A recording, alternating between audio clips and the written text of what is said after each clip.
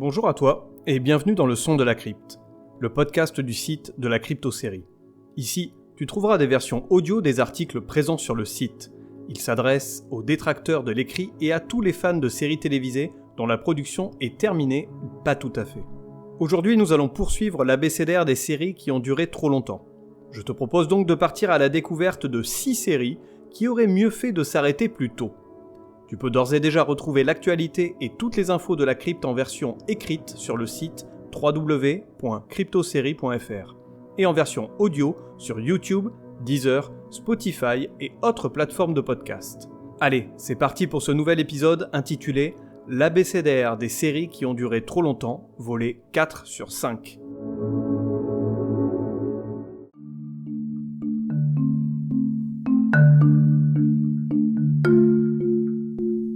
Dans la vie, il y a des séries qui savent se renouveler au fil des saisons, et il y a les autres. À l'inverse de ces premières, ces séries ont la fâcheuse tendance à s'installer dans le paysage télévisuel, sans arriver à proposer quelque chose de nouveau, ou tout simplement à maintenir la qualité de leur début. Au fil des saisons, elles finissent par lasser, énerver et perdre leurs fans. Bienvenue dans l'abécédaire des séries qui ont duré trop longtemps, volet 4 sur 5.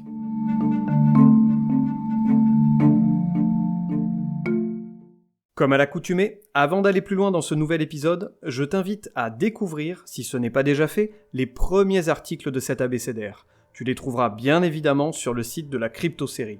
Et si tu n'aimes pas lire, sache qu'il existe une version podcast comme celle que tu es en train d'écouter. Tu trouveras donc ça facilement sur la plateforme de podcast sur laquelle tu es en train de m'écouter. As-tu entendu ça, mon mignon ? Avant toute chose, je tiens à revenir sur un point essentiel de l'introduction. Lui, il va me prendre la tête. Les séries présentes ici même ne sont pas toutes de piètres séries. Pour la plupart d'entre elles, la qualité était même au rendez-vous dès le départ. Quoi ? Tu déconnes ? Non, je déconne pas. Là où le bas blesse, c'est évidemment qu'elles n'ont pas su s'arrêter à temps. Ouais, ça on s'en doutait. Il est parfois nécessaire de savoir dire stop, quand un concept s'essouffle, lorsqu'un comédien principal quitte le navire, ou même quand on arrive au bout de l'histoire. Jouer les prolongations n'amène alors rien de bon, et dessert clairement la série. Ne nous l'aurons pas pour autant, car il y a certes des séries qui partaient sur de bonnes bases, mais il y a également des séries qui démarraient très très mal. Il est à peine arrivé déjà dans la merde. Et malgré un départ plus que bancal, elles ont trouvé le moyen de poursuivre leur récit, et cela au détriment de tout bon sens. À croire que quand on a marché dans la merde avec le pied gauche, on n'a plus rien à perdre. Alors, autant se rouler intégralement dans cette matière fécale qui semble si appétissante. C'est écœurant, t'es écœurant, t'es répugnant. Figure-toi que la coprophagie doit être assez répandue chez nos amis producteurs de séries, car des séries de merde, ils tentent de nous en faire bouffer bien souvent. En d'autres termes, il s'agit d'un très gros sandwich à la merde et chacun devra s'en taper une bouchée. Mais cela est sans compter sur notre sagacité et notre envie intacte de déjouer leurs plans et de montrer que nous ne nous laisserons pas berner par leur goût infâme. Non au caca sériel, oui aux créations télévisuelles de qualité. Allez, tous avec moi. Non au caca sériel, oui au... Il est complètement fou ce type-là. Je crois que je me suis un peu laissé emporter. Revenons donc au sujet du jour. Maintenant que l'on sait où on va, il est temps de découvrir ces 6 nouvelles séries qui auraient mieux fait de s'arrêter plus tôt. C'est pas trop tôt. O comme Once Upon a Time. Once Upon a Time est une série diffusée de 2011 à 2018 sur la chaîne ABC. En voici son synopsis. Emma Swan débarque dans une petite bourgade tranquille du Maine. Tranquille, pas tant que ça. En effet, cette ville se trouve être un lieu où les contes de fées semblent prendre vie.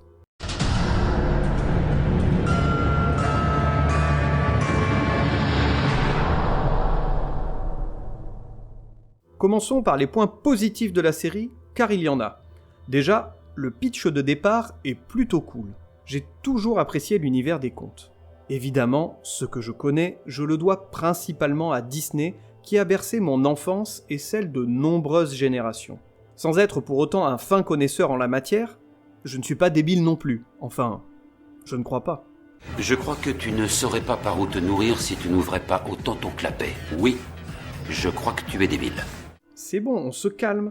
Je sais bien que ces contes n'ont pas été inventés par Disney, et qu'ils font partie du folklore de nombreux pays. Les versions Disney sont édulcorées et ne dévoilent pas ne serait-ce qu'un dixième de la cruauté des contes originels. Je ne vais pas rentrer dans les détails car c'est au-delà de mon champ de compétences, et ce n'est d'ailleurs pas le lieu. Tu trouveras sur le site de la crypte quelques liens si tu veux creuser le sujet. Je les laisse également en description de ce podcast. Merci, mon bon seigneur, merci, tu es trop bon. Donc, effectivement, Once Upon a Time propose de se replonger dans une version de ces contes que nous connaissons tous depuis notre plus tendre enfance. Elle nous permet ainsi de renouer avec des personnages bien connus, Blanche-Neige, le Capitaine Crochet, Belle, Jiminy Cricket, Robin des Bois, etc. De ce point de vue-là, je trouve le concept vraiment sympa. C'est pas mal. C'est du travail honorable. L'autre point positif est le casting. Retrouver la sublime Lana Parrilla, que j'avais adorée dans Swingtown, Ginnifer Goodwin, vue dans la très bonne série HBO Big Love, ou encore l'excellent Robert Carlyle, a.k.a. Begbie, dans Trainspotting, m'enchantait réellement. Et il vécut heureux encore et encore, jusqu'à la fin de ses jours. Ok, donc pour l'instant on a un concept intéressant, et des noms qui donnent envie d'y jeter un œil. Mais que vaut Once Upon a Time, et surtout, était-il nécessaire qu'elle dure aussi longtemps, à savoir 7 saisons?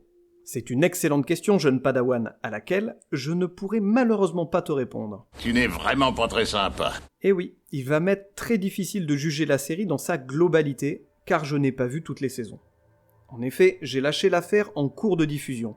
Dès sa 2e saison, Once Upon a Time m'a perdu entre une intrigue peu palpitante et des longueurs scénaristiques.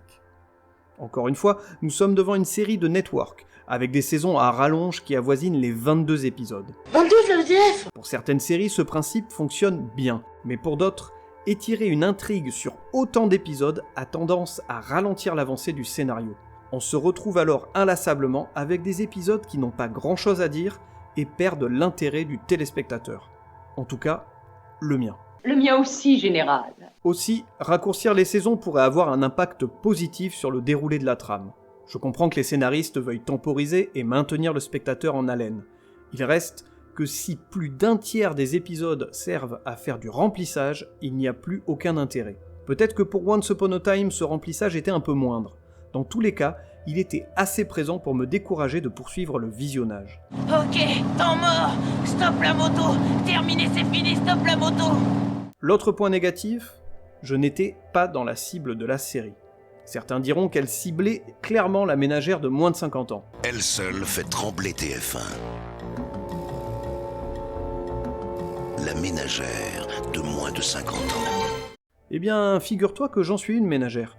J'aime certaines séries que nos ménagères regardent. Oui, j'assume complètement mes séries. Une famille formidable, Desperate Housewives, Julie Lescaut, Chicago Med, Esprit criminel, Doctor House, The Mentalist, Urgence, Why Women Kill, Joséphine Ange Gardien, etc. Oh la honte! Ce terme marketing de ménagère m'agace légèrement. Il est un peu galvaudé et de nos jours, avec notre façon de consommer les séries et l'avènement de toutes les plateformes de VOD, on surconsomme des séries et le mélange des genres est partout. Finalement, on est tous une ménagère à notre façon. Bon, vous par exemple. Non, pas moi. Bref, tu l'auras compris, je n'étais pas dans la cible de Once Upon a Time, qui officiait un peu trop dans le gnangnan à mon goût. Ça c'est bien vrai, mec. T'as tout dit. Passons à la lettre P comme Prison Break. Prison Break est une série diffusée sur la Fox de 2005 à 2009. De quoi parle-t-elle ? Un coup monté conduit Lincoln Burrows, un petit brigand, en prison. Michael Scofield, son frère, un génie, est le seul à pouvoir lui venir en aide. Convaincu de l'innocence de son frère, il décide de faire tout son possible pour le faire sortir de prison et rendre ainsi la liberté à Lincoln. Il est alors loin de se douter qu'une véritable conspiration se joue sous ses yeux. Avec Prison Break, je m'attaque à un gros morceau que j'ai déjà souillé de bien nombreuses fois. Qui a souillé d'un rouge épais, mais plus joli rosier. Que ce soit dans l'abécédaire des séries de merde ou autre contenu, la série en prend généralement plein la gueule. Oui ? Monsieur Wolfoni, aux gazeuses et gélatis? Oui. Josse Beaumont, espionnage et châtaigne. Étant dans un bon jour, j'ai décidé qu'il était temps de voir les choses différemment, et de te proposer une vision plus éclairée de la série. Ainsi, te présenter une approche plus réaliste quant à mon ressenti concernant la série de Paul Schering. Eh ben vas-y, je t'écoute. Prison Break est une bonne série. Non, je ne peux pas. C'est plus fort que moi. Non, désolé, mais Prison Break est une série de merde, c'est tout. Voilà, c'est dit, c'est une série de merde. Ça pose un problème à quelqu'un ? Tu fermes ta gueule, connard. Prison Break est la meilleure série du monde. Avec ma cousine Kimberly, on a appelé nos fils Lincoln et Michael en hommage à la série. Alors tu fermes ta gueule et tu parles plus de ma série préférée comme ça. C'est compris ? Ok, excuse-moi, grand Manitou de la fertilité consanguine. J'étais déjà au courant pour Lincoln, mais pas pour Michael. Vous allez trop loin, non ? Et encore, il ne nous a pas parlé de sa fille qui, à coup sûr, s'appelle Tokyo ou Nairobi. Franchement, Prison Break est un problème. Si des parents en viennent à nommer leurs enfants d'après les héros, mais où va le monde ? Il part déjà assez en cacahuète comme ça. On n'a pas besoin d'excentricité de ce genre. Oui, mais non. Attendez de toucher le fond, monsieur. Et là, un bon coup de talon, et vous remontez à la surface. Comment ça, vous me conseillez de me noyer ? Non, c'est une image, monsieur. Bref, tu connais déjà mon aversion pour la série, je ne vais donc pas rentrer dans les détails. Mais en substance, ce que je peux te dire, c'est que Prison Break avait une bonne idée de départ. Il a malheureusement fallu que l'appât du gain pousse la chaîne et les producteurs à prolonger la série, non pas d'une, ni de deux, mais de 3 putains de saisons, avec en prime un revival en 2017 pour une 5e et ultime saison. Entre nous, espérons-le. J'espère que tu dis vrai. Toutes ces années ont malmené l'intrigue et les personnages pour nous proposer finalement une fiction sans saveur et ridicule. Clairement, un bon gros gâchis. La conclusion est simple, Prison Break aurait dû se limiter à une seule saison. Il a raison ! Et je ne parle même pas du générique français avec Faf la rage dedans, très certainement la musique de mariage de nos amis consanguins, mais je ne dis rien. Oh, et puis si j'en parle de ce générique, c'est de la merde ! Sur 20 ! Comme dirait Chéchounet. Son visage est beau, royal, majestueux, aimable, doux au baiser. C'est au tour de la lettre Q, comme Quantico. Quantico est une série policière à mystère diffusée de 2015 à 2018 sur ABC, encore elle. Voici son synopsis. La série suit la vie de jeunes recrues du FBI à Quantico, quand l'une d'entre elles est accusée d'un acte terroriste sur le sol américain. Allez, pas de repos pour les braves. On est dans les séries de merde, on y reste. Après Prison Break, c'est au tour de Quantico. Eh ben ça promet. La série se compose uniquement de 3 saisons. Et bien que cela puisse te paraître peu, c'est déjà beaucoup trop. Personnellement, il m'aura fallu 3 épisodes pour me lever de mon canapé, me diriger vers ma télévision et cracher le plus beau glavio sur mon écran. Je sais, ne me dis rien, il y a un petit côté famille groseille en moi. Tiens, voilà l'autre enclumé. Pour qui elle se prend avec sa tronche de fion. Tu l'as pas raté, mon toc-toc. Bouffiasse. Ouais, je me la mettrais bien sur le bout. Alors, pourquoi tant de haine envers cette série, me diras-tu ? Je t'explique cela en 3 points. 3 raisons qui font que Quantico est une mauvaise série qui a duré trop longtemps, et qui n'aurait même pas dû exister. La première raison est simple. Quantico est typiquement le genre de série qui veut trop en faire. Oui, c'est une erreur, une épouvantable erreur. Ils sont allés trop loin, c'est de la folie. Dès le pilote, la série cherche à en mettre plein la vue avec une histoire rocambolesque. Et pour en mettre plein les mirettes aux téléspectateurs, rien de plus simple que de déclencher un événement majeur tragique. Ainsi, en changeant le fil du récit et en offrant quelque chose de percutant au public, les scénaristes tentent alors de capter l'intérêt de celui-ci pour l'entraîner dans son histoire. Cela fonctionne, et nombre de séries plus ou moins récentes et aux genres différents ont relevé le défi. Je pense notamment à Lost, Desperate Housewives, Les 4400, Le Prisonnier, Designated Survivor, Homeland, etc. En revanche, certaines séries se sont complètement plantées en nous offrant ce genre d'intrigue mystérieuse qui pète plus haut que son cul. Ouais, venez se la péter avec sa petite flamèche là. Je pense à des séries comme Manifest, Flash Forward, The Event, How to Get Away with Murder. Je ne vais pas me faire des amis là. Émergence. Ça va, on a compris. Bon, je ne remets pas en question l'idée de départ qui peut être bonne, mais plus ce qui suit avec notamment des intrigues inintéressantes qui servent à combler le vide intersidéral de la série, ou ce besoin incessant de relater continuellement la même histoire avec un pseudo-complot au sein du gouvernement, et patati, et patata, et patati... Mais c'est les bonbons qui collent au papier. Putain, même Petit Ours Brun est plus habile dans sa façon de nous narrer les conneries qu'il va faire pour se faire fâcher par ses parents. Oh tiens, voilà quelqu'un. Petit ours brun, coucou. Mais ta gueule! Ce petit con poilu a la faculté de créer plus d'anxiété en moi que n'importe quelle série qui va finir par nous pondre infatigablement le même refrain. Et ça continue encore et encore. La deuxième raison fait écho à un point que je viens d'aborder, à savoir les intrigues annexes.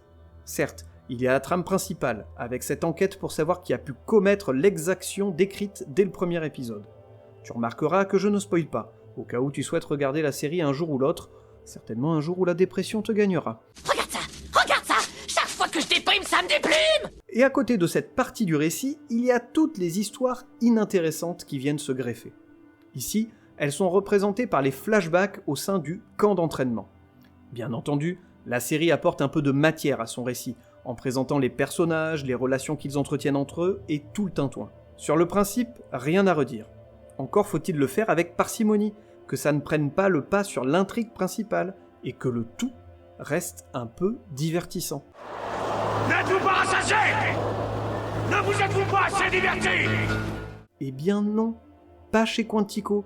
Ici, on veut du cul. Rien que du sexe. Oui, c'est bon, j'ai compris. Le thriller policier annoncé au départ devient rapidement un teen drama dans lequel on suit les histoires d'amour des étudiants du FBI. Franchement, ils passent plus de temps à se bécoter qu'à suivre les cours. Mais viens, petit bisou, viens là, hey. Ok, ils sont jeunes et beaux et ils ont envie de s'envoyer en l'air. On sent bien que ça les démange dans les sous-vêtements. Mais on s'en fout de leurs histoires de cul. Ce n'est pas le miel et les abeilles, bordel de merde. C'est une putain de série officiant dans le thriller d'espionnage. Y a un problème, non ? Ça c'est bien vrai, mec. T'as tout dit. Ce qui nous amène à la dernière raison, le jeu des actrices et des acteurs. On sent que les membres du casting ont passé plus de temps à choisir les comédiennes et les comédiens sur leur plastique plutôt que sur leurs compétences. Un cul de bonne femme.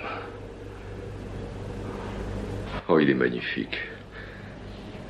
Je vais le peindre en vert. En bleu, en rouge, en jaune. Le casting est digne d'une série pour ados où tout le monde est parfait.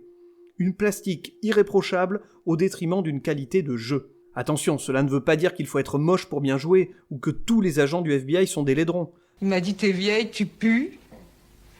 Il m'a même dit t'es moche. Mais un peu de réalisme aurait été le bienvenu. Tu l'auras compris, Quantico ne m'a pas du tout convaincu. Une seule saison, voire aucune, aurait été parfait. Oui, c'est évident. C'est au tour de la lettre R comme Rescue Me.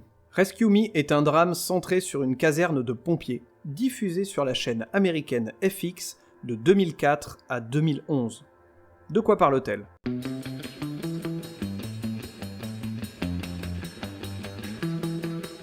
Tommy Gavin est un pompier de la ville de New York.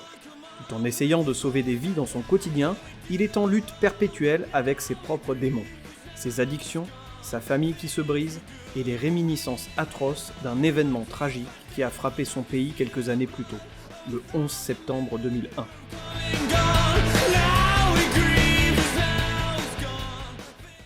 Bon, recentrons-nous sur des séries plus qualitatives. Portée d'une main de maître par Denis Leary, son scénariste, créateur, producteur et interprète principal, Rescue Me a tout d'une grande série.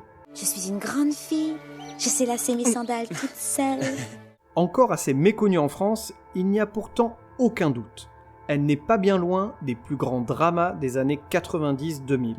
Les Sopranos, The Shield, 6 Feet Under, Oz et bien d'autres noms aussi prestigieux. Ah, sans oublier bien entendu Prison Break. Non, je déconne. Ah, sacré Hubert. toujours le mot pour rire. Oui, je sais, je suis un petit farceur, j'aime les blagues. Bon, la force du show signé FX est d'avoir su aborder avec beaucoup de finesse des sujets comme les addictions, notamment l'alcool et le sexe ici. Mais des sujets aussi comme la famille, le patriotisme ou encore l'amitié. Pour traiter subtilement de tout ça, elle n'est pas tombée dans l'écueil de nous présenter des personnages trop caricaturaux ou tout simplement mal écrits. Chaque protagoniste de Rescue Me est intéressant à suivre, la palme revenant à Tommy Gavin, qui s'intègre parfaitement dans la liste de ces séries aux héros torturés et ultra charismatiques, à l'instar d'un Vic dans The Shield, d'un Dexter dans Dexter, d'un Tony Soprano dans Les Sopranos, ou d'un Walter White dans Breaking Bad. En effet, Tommy est un homme sauvage, avec un goût prononcé pour l'autodestruction. Tous ces contrastes font de lui un personnage à la fois attachant et détestable. Je te déteste, tu m'entends? Je te déteste, je te méprise, je te hais! T'as autant envie de le prendre dans tes bras pour le consoler lors de ses passages dépressifs et addictifs, que de le baffer lorsqu'il fait le con avec les femmes qu'il côtoie. I'm out here. Uh-oh, Richard!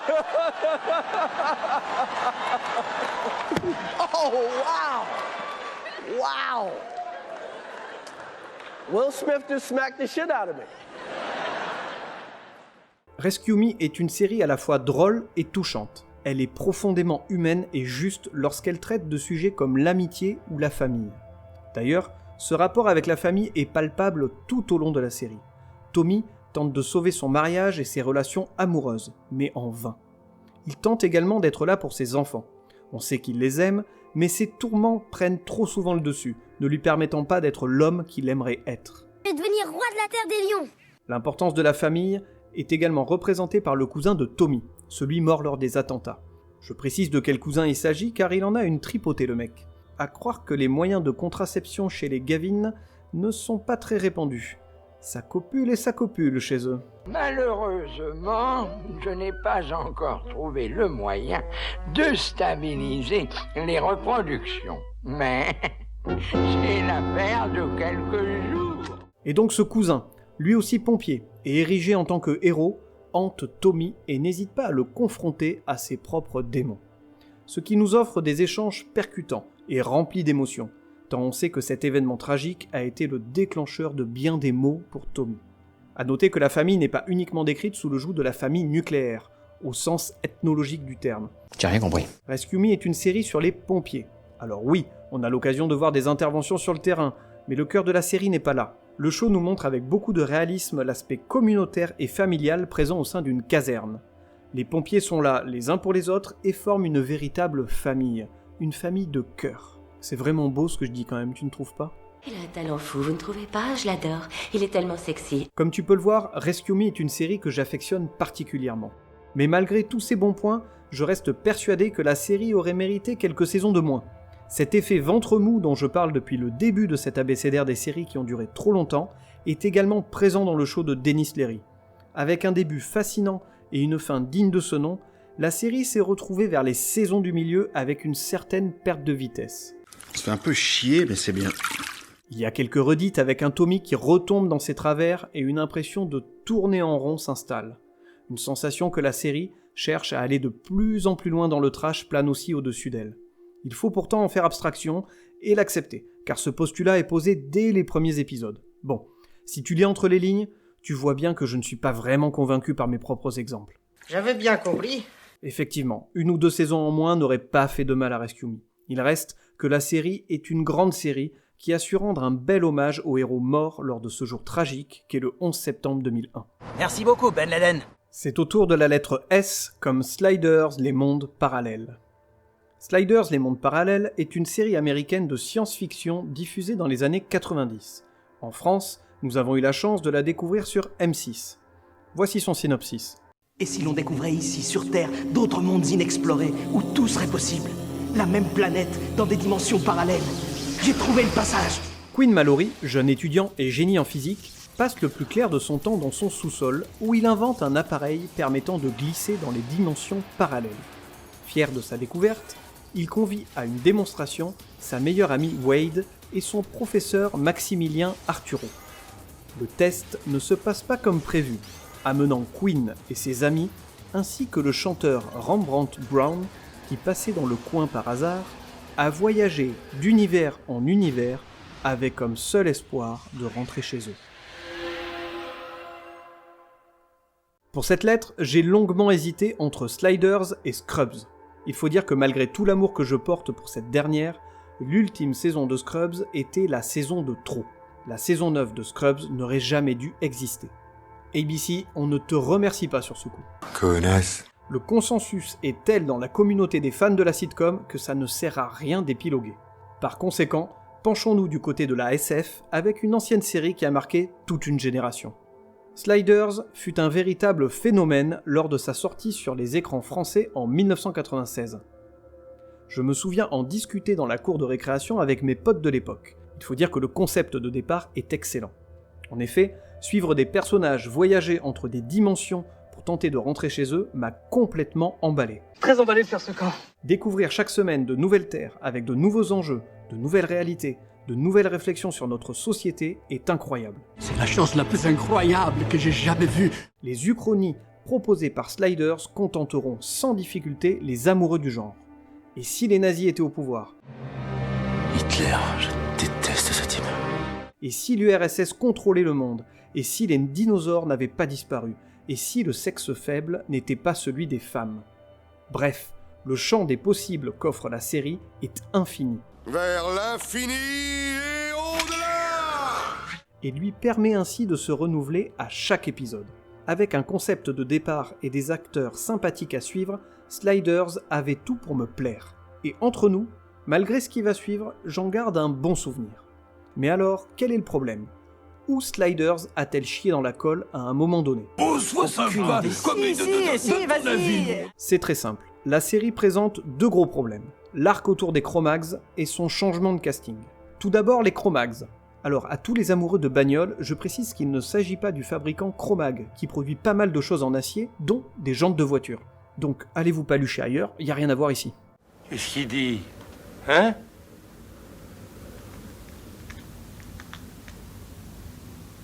Je comprends rien.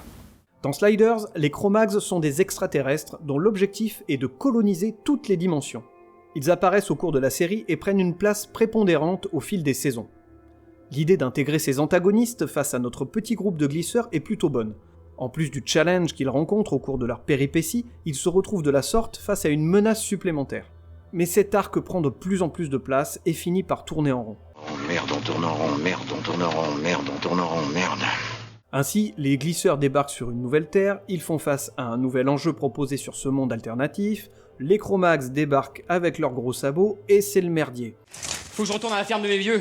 Y a ma grand-mère qui a glissé sur une bouse. C'est le vrai merdier. Puis on prend la même trame et on recommence sur une nouvelle terre et ainsi de suite. Ça en devient lassant et les stand-alone épisodes manquent. Il manque aussi de poivre. L'autre problème réside dans le casting de la série, qui a évolué, voire complètement changé au fil de la série. Les saisons 3 et 4 ont vu disparaître Queen Mallory, interprétée par Jerry O'Connell, Wade Wells, interprété par Sabrina Lloyd, et le professeur Arturo, incarné par John Rhys-Davies. Des départs très dommageables pour la série, qui a également subi le départ de Tracy Tormé, son créateur. Franchement, t'as le créateur qui se barre, et les trois personnages principaux, heureusement Rembrandt était encore là, et tu poursuis la série? Y a un problème quand même, non? C'est comme si dans Retour vers le futur, le réalisateur, Robert Zemeckis donc, se barrait, ainsi que Michael J. Fox, Christopher Lloyd et Thomas Wilson. T'en fais quoi après de tes suites? Eh bien rien, personne n'en veut, personne n'en veut. Mais je vous dis la vérité, je vous le jure, il faut que vous me croyiez. Ce que j'essaye de te dire, c'est qu'il aurait été préférable de mettre fin à Sliders après ce changement de casting. Car franchement, ce n'est pas les deux rigolos qu'ils ont rajoutés au casting qui ont arrangé les choses. Et je n'ai rien contre Carrie Vurer. Mais c'est quoi cet accent débile? A.k.a. Maggie Beckett. L'actrice est tout simplement parfaite. Parfaitement bonne, oui, et c'est tout. Regarde-moi l'arrêt de son cul.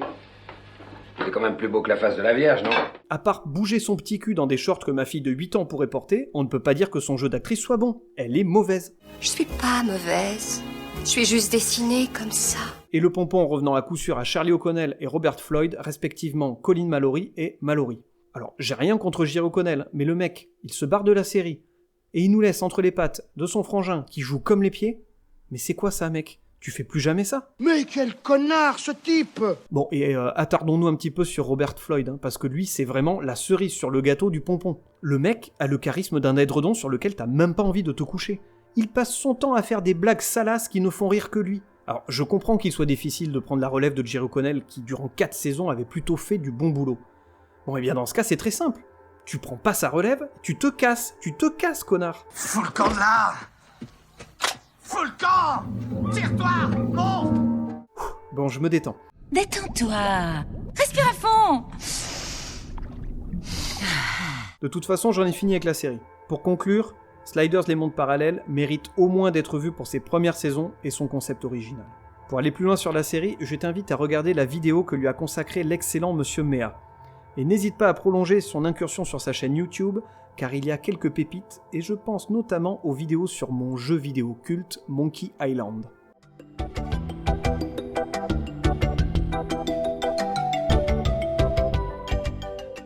Allez, terminons cet abécédaire avec la lettre T comme Z70's Show. Z70's Show est une comédie américaine, diffusée de 1998 à 2006 sur la Fox. En France, la série a été programmée sur Jimmy, France 2 et Comédie. En voici son synopsis. Donna, Fez, Hyde, Kelso et Jackie sont des jeunes ados qui vivent à Point Place, dans le Wisconsin, dans les années 70. Tous les 5 ont le même point commun, celui de squatter le sous-sol d'Eric. C'est dans ce sacro-saint lieu que Z70's Show centre les aventures de la bande qui va connaître tout au long des saisons à la fois joie, peine, amour et déception. Le tout sous l'œil bienveillant de Kitty et l'œil inquisiteur de Red, les parents d'Eric. Z70's Show est une comédie qui a marqué toute une génération de téléspectateurs qui ont eu le plaisir de revivre avec nostalgie ou pas des moments de leur passé. Des souvenirs du passé heureux, ils se souviennent, oh dilali, quel beau jour vraiment. En effet, elle retrace avec humour l'univers des années 70 et tout ce qui a fait de ces années-là une référence aux yeux d'un grand nombre de gens. Si tu as grandi dans les 70s, tu retrouveras avec bonheur les ambiances de cette décennie faste en décoration kitsch, musique rock et disco, coupe de cheveux loufoque, pattes def et autres tenues d'un autre temps. Ah, sans oublier la fameuse herbe qui a animé de nombreuses soirées. Mon frère, je sens d'ici la marijuana. Z70's Show est un pur moment d'évasion, où l'on s'abandonne le temps d'un épisode en voyageant dans le temps et en découvrant un monde rempli de couleurs et de personnages intemporels. Rien que d'en parler, j'ai eu une soudaine envie de me retrouver entre Hyde et Kelso, non pas pour un câlin, mais autour de la table dans le sous-sol d'Eric, avec un bon gros spliff entre les doigts. Je sais maintenant d'où viennent toutes vos déviances. Tous ces blasphèmes et cette appétence pour le salace vient de là. Vous êtes un drogué, vous êtes rongé par ce poison. Il est peut-être encore temps de vous sauver. Ô Jésus-Christ, notre Sauveur, accueille cette âme. Non, non, laisse-moi tranquille, je brûle, je fonds.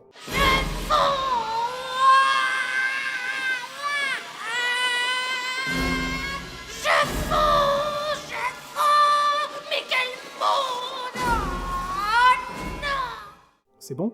Elle est partie la bigote? Ouais, j'ai un sacré talent d'acteur. Hein. Donc, Z70's Show, sur la forme, c'est validé. La sitcom est parfaite et nous replonge avec beaucoup de réussite dans les années 70.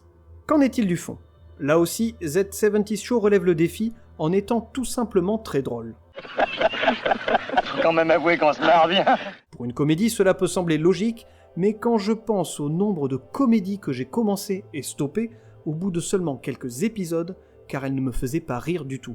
Petit clin d'œil à Femme, Alex Rose, Unhitched, Selfie, Call Me Cat et bien d'autres. C'est nul! Zéro! Bon, et cet humour dans Z70's Show est parfaitement incarné par toute une flopée de personnages hauts en couleur qui nous proposent des dialogues hilarants et des réparties de haute voltige. Citons-les. Il y a Eric, le fils qui déçoit continuellement son père et un sacré loser en amour. I love you, Eric.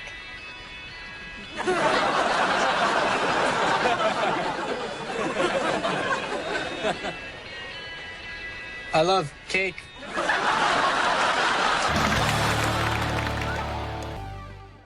Il y a Red, le père de famille qui passe son temps à râler et traiter chaque humain de cette planète de dumbass. You know, it seems like bad things are always happening to me. Like I have bad luck or something. Son, you don't have bad luck. The reason that bad things happen to you is because you're a dumbass. Kitty, la mère légèrement portée sur la bouteille. I think I know what the problem is. All right, fine. I drink a little. Laurie, la sœur d'Eric, qui n'est autre que la traînée du quartier, voire du pays tout entier. Jackie, la fille superficielle. Kelso, l'abruti de service.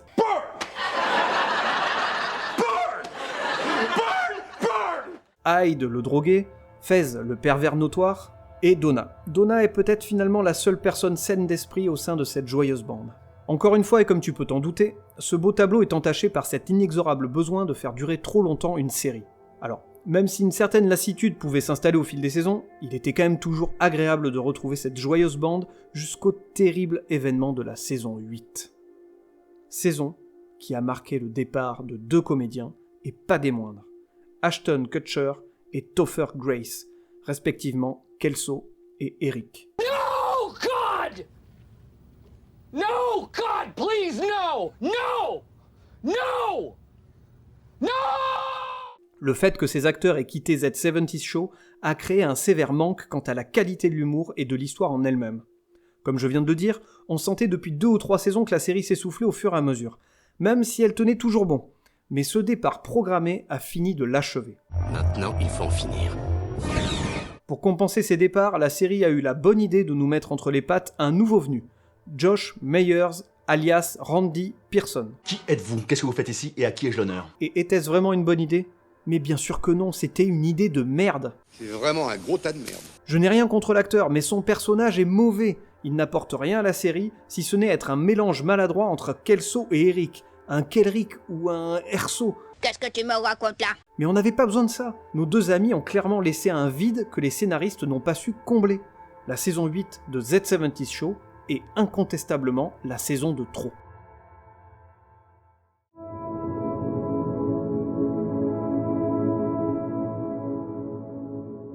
Ce 4e volet de l'abécédaire des séries qui ont duré trop longtemps s'achève ici, et si tu es arrivé jusqu'à la fin de cet épisode, je t'en remercie. Je parie qu'on avait quand même quelques séries en commun. Si tu en avais d'autres, ou que tu n'es tout simplement pas d'accord avec ma liste, n'hésite pas à aller commenter cet abécédaire sur le site de la Crypto-Série, ou à venir me partager le tien sur les réseaux sociaux, Instagram, Twitter et Facebook. Tu peux retrouver tous les épisodes du Son de la Crypte sur toutes les plateformes de podcast, ainsi que sur la chaîne YouTube de la Crypto-Série. Je te donne rendez-vous prochainement pour un nouvel épisode du Son de la Crypte. D'ici là, profite de la vie et bisous.